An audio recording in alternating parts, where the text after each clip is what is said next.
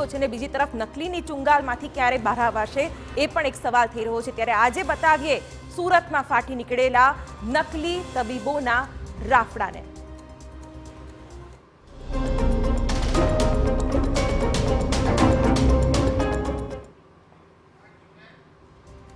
એવું લાગી રહ્યું છે કે સુરત શહેરમાં ઠેર ઠેર નકલી ડોક્ટર્સનો ધંધો બે રોકટોક ચાલી રહ્યું છે। આવું એટલા માટે કહેવું પડે કારણ કે સતત નકલી ડોક્ટર્સ ઝડપાઈ રહ્યા છે। 24 કલાકમાં 11 લોકોની ધરપકડ થતા ખળભળાટ મચી ગયો છે।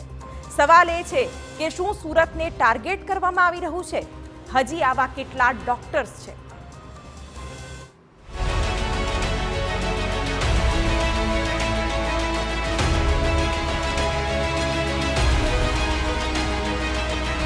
સામાન્ય રીતે કોઈ પણ વ્યક્તિ બીમાર પડે તો ક્યાં જાય? સ્વાભાવિક રીતે ડોક્ટર પાસે।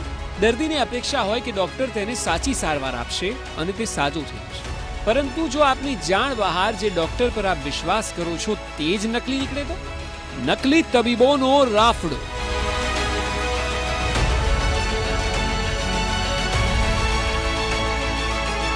ઉનામાંથી 4 ઝડપાયા।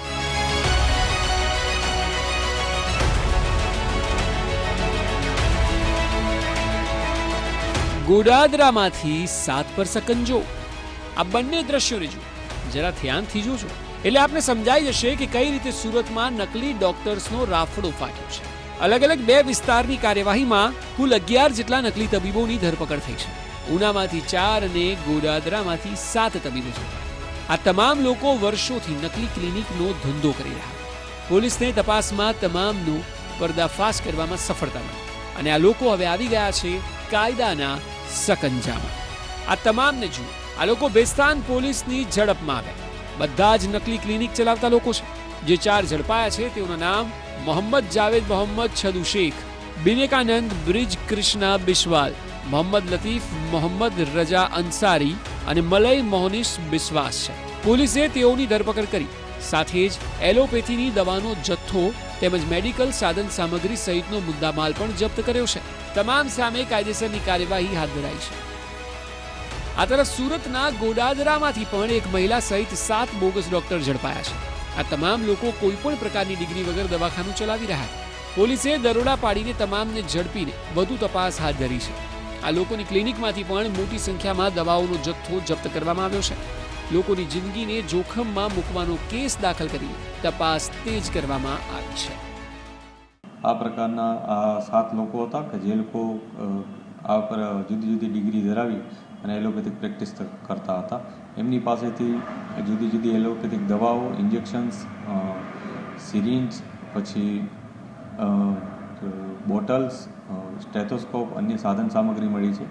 કુલ મુદ્દામાલ 1,04,000 રૂપિયાનો થાય છે અને આ 7ની ધરપકડ કરવામાં આવી છે અને કાયદેસરની કાર્યવાહી કરવામાં આવી છે। જો કે પહેલી વારનું નથી। આપની સ્ક્રીન પર દેખાતી 5 તસવીરો સુરતના અલગ અલગ વિસ્તારની છે। આજના 2 દ્રશ્યો તો આપે જોયા, પરંતુ આ પહેલા 4 જાન્યુઆરીના રોજ લિંબાયત વિસ્તારમાંથી પણ 3 નકલી તબીબ ઝડપાયા હતા કે જે નકલી સર્ટિફિકેટ પર પ્રેક્ટિસ કરતા હતા।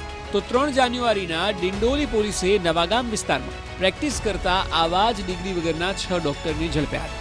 જ્યારે 31 ડિસેમ્બરે પાંડેસરામાંથી 3 બોગસ તબીબને પોલીસે સકંજામાં લીધા હતા। એટલે કે માત્ર 10 દિવસની અંદર લગભગ 23 જેટલા બોગસ તબીબ ઝડપાઈ ચૂક્યા છે। અહીં સવાલ એ છે કે શું સુરતને આ પ્રકારે ટાર્ગેટ કરવામાં આવી રહ્યું છે? સુરત શહેરની અંદર સૌપ્રથમ પાંડેસરા પોલીસે બોગસ ડોક્ટરનું કૌભાંડ ઝડપી પાડ્યું હતું। બોગસ ડોક્ટરોના આકા એવા રસેશ ગુજરાતી સહિત 30 બોગસ ડોક્ટરોને ઝડપી પાડી અને તેમની સામે કાર્યવાહી હાથ ધરી હતી। જે રીતે પ્રાથમિક માહિતી મળી હતી કે 1000થી વધુ સુરત શહેરના અલગ અલગ વિસ્તારોની અંદર બોગસ ડોક્ટરોની ડિગ્રી છે તે લોકોને આપવામાં આવી હતી।